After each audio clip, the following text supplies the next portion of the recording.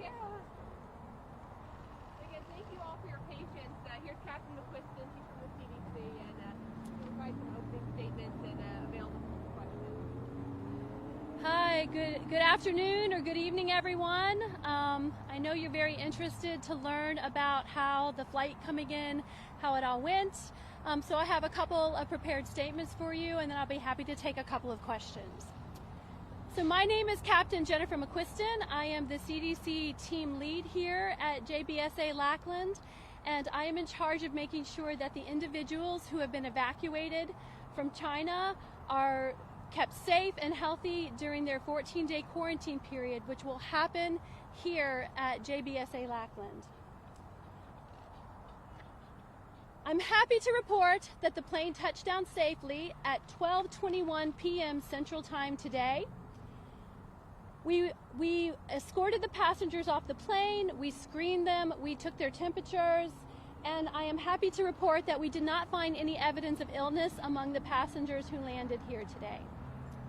We're still reconciling our case count. Some of the passengers were loaded back onto the plane to travel on to Omaha, Nebraska, but I can tell you that we will have less than 100 passengers staying here at JBSA Lackland for their quarantine period.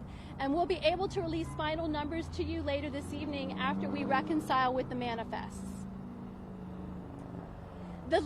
All the passengers that are staying here have been issued an official federal quarantine order under the statutory authority of the HHS Secretary. And that quarantine will last for 14 days from when the plane left China. And the plane left at approximately 6 p.m. our time yesterday. So that is a 14-day countdown from that time period. It may seem surprising to some that we are taking such aggressive legal measures. It has been over 60 years since we issued a federal quarantine like this. The last order was issued during the smallpox era. But the goal of our team here is to protect the safety and health of not only these citizens, but the citizens of San Antonio and America. And we feel that this is the best way to ensure that protection. Because these people traveled to Wuhan or lived within that area, they are considered exposed to coronavirus. That doesn't mean they'll get sick. It just means they have the potential to get sick if they were exposed to someone with it. And that's why this 14-day quarantine period is so important. An incubation period is the length of time for when someone is exposed to a pathogen or a virus like the coronavirus till they get sick. And we know based on other coronaviruses that 14 days is the maximum length of time for an incubation period for those coronaviruses. And we feel confident that the same facts apply in this case. While in quarantine, everyone is going to undergo twice daily temperature screens, and we have medical staff there at their housing 24 hours a day for the entirety of their quarantine period. So if anyone shows any signs of illness, they will receive an immediate medical evaluation, and anyone who is ill with symptoms of coronavirus will be transported very quickly by EMS to a hospital that has been arranged through the local San Antonio Health Department. Before I take questions, I want to reiterate to everyone that we all have a role to play as we work together to control the spread of this virus. CDC knows that there will be coronaviruses in the United States. There have already been several that came in with travelers, and there have been a couple of cases that were associated with people who had very close personal contact with those who cared for coronavirus patients. But for the most part, Americans are not at current risk for coronavirus. The highest risk to Americans is still traveling in China, where the virus is spreading rapidly. We're very confident that we can keep the quarantined people here safe and that we can contain coronavirus if it is found in any of them. And I'm very happy to be a part of the CDC team that's here to make sure that this effort goes smoothly and that we're welcoming these people back home where we can take care of them properly. Thank you, and I'd be happy to take any questions now. Given your assurances and reassurances, but you know that there are people who will be asking, can you guarantee that we will not get arrested? What I can guarantee is that we're taking every measure that we know to ensure that this quarantine period is carried out as safely as possible. We're applying very sound science to our methods.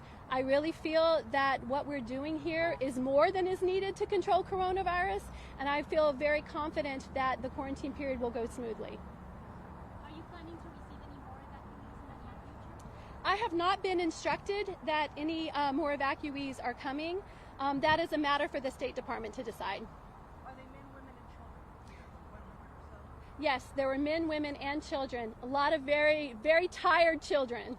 And what were they doing in China, generally speaking? So we did not particularly ask them that. I think it's a mixed bag. I think there are some people who were there visiting and they got caught when the travel restrictions were put in place in China. I think there are some people who were living there or working there. What is important is that they were there in a time period when they may have been exposed to the virus, and that we're working to get them here so we can keep them quarantined and make sure they're healthy. Some of the evacuees who came off the plane were in wheelchairs. Is that just related to other disabilities and not to like their health status related to coronavirus? No, so as you can imagine, many people are very tired at the end of a trip, and some people might have natural mobility issues. So whatever measures were taken to get people off the plane, it was just to get them off the plane safely.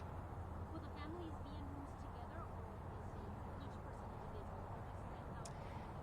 Yes, families can stay together in housing, and for the most part, that's what we've tried to do. There may be some families that don't all fit in a room, and maybe for some cases, multiple rooms were issued to a family, but no, the housing is not one person to a room. There are small children that need the care of their parents. I'm sure you would have said, but we heard some unconfirmed reports that some of those who arrived in California were either had symptoms or perhaps tested for coronavirus. So I've been working really hard today. I've spent many hours in a hangar, and I have not had a chance to check my emails, and so I don't have information on whether there were PUIs or what we call persons of interest that were screened out of California. I feel very confident that if they found anyone who had any concerning health symptoms, that they immediately took them for medical care and screening. So I'm sure that if you're seeing that reported, that's what that's referring to.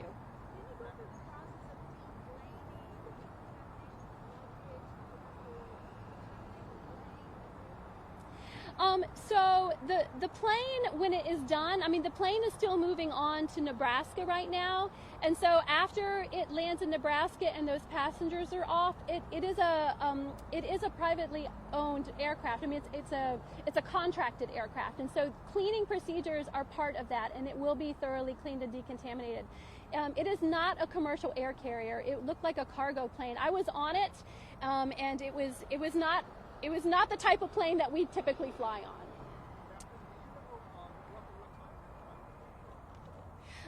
They were boarding passengers as I came here, so I don't have a time on Wheels Up, but I know that they were actively boarding as I left.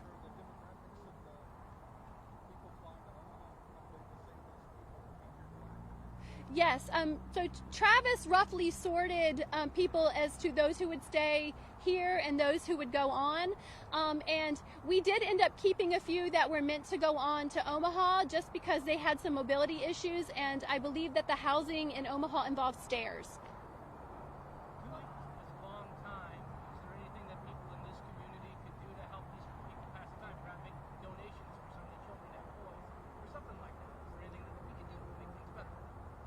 That is a great question. I think it's really important to emphasize that these people have been through a very long and challenging journey, and they're very tired, and they do not come with their normal items for comfort. They're probably feeling very out of place here, and I think they really deserve our empathy, and I know it would be very challenging for me to think about being in a situation where I had to evacuate a place where I was and not know what was going to happen to me. I know that people who are worried about these individuals might want to help them. I think the best thing you can do is reach out to local Red Cross. I know that the Red Cross is connected with our teams who are working with the individuals, and they may be able to identify comfort items or other ways that the community members can support these evacuees to show them good San Antonio hospitality. What is the age range of the evacuees? So I still have to go over the manifest, and so I don't actually have the age ranges. I can tell you that there were babies in people's arms, and there were older individuals as well. If an evacuee becomes sick and is transferred to a local hospital, when and how will that information be shared? So Right now, San Antonio Local Health Department is working on the transfer of any patients that become ill to regional hospital or to a local hospital, and we are not releasing the names of the hospital at this time. I can tell you that if anyone is confirmed with coronavirus, there will be a statement. Will it involve local medical personnel or personnel from here? And also, the public will wonder, well, are they going to be taken to a public hospital? Why expose the public in their mind?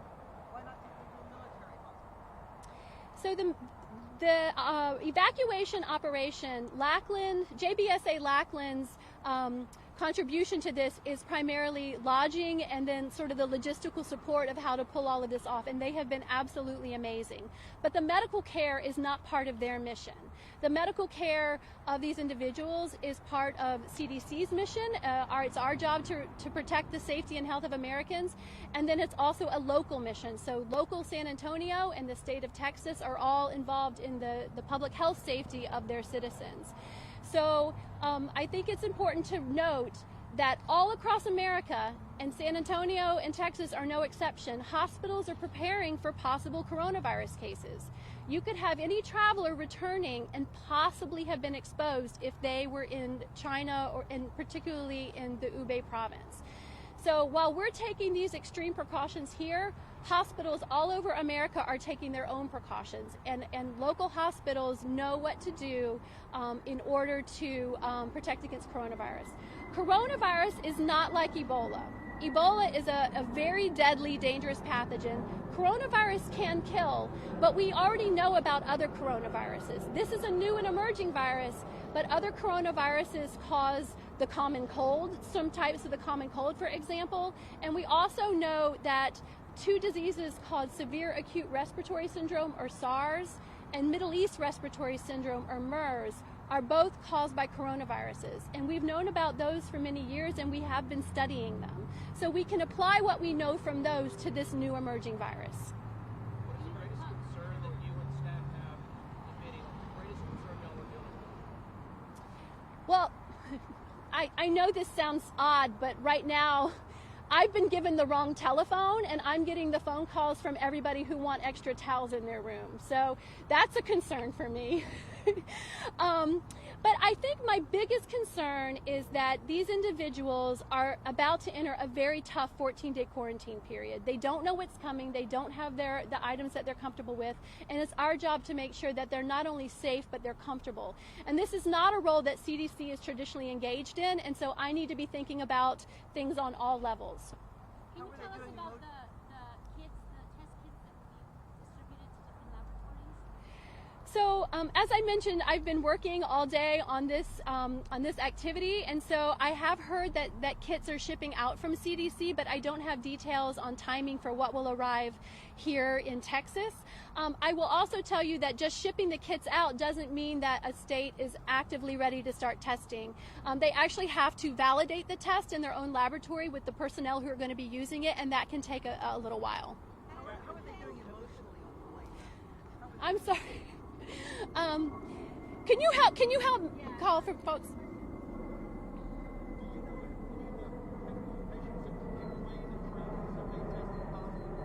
I have not received any information on patients that may have been evaluated at Travis and may have been taken for medical evaluation. I haven't gotten any information on whether they've tested positive. It would be very surprising to me that a patient who was taken off a plane this morning would already have a positive coronavirus test, because those samples have to be shipped to CDC right now. Next question over here. We have time for a few more questions. Wait, now if they so much run a fever, is that when they're going to be A fever of 100.4 or greater is enough to trigger them going to a hospital. Any more questions? One last question here. We were told there was a 4-hour delay in the anticipated arrival was pushed back here. What was the cause of that? I think they were late taking off in China. So I don't know the reason for it. It may have just been that they had a lot of people, a lot of luggage, but we just knew what our time frame was based on when they left China, and there was a delay coming out of that country. And then protocols following that, every operations were fine. Everything has been smooth, yes. So how many left China on the plane?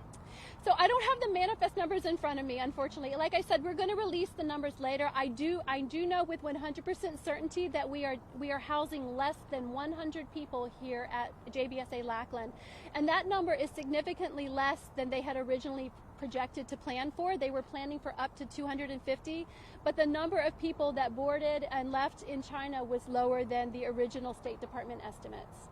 So we will follow up with the details. You all know how to get in touch with me by email. So we're going to let Captain McQuiston get back to the mission on base.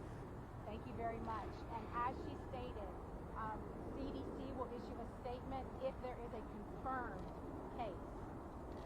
Right?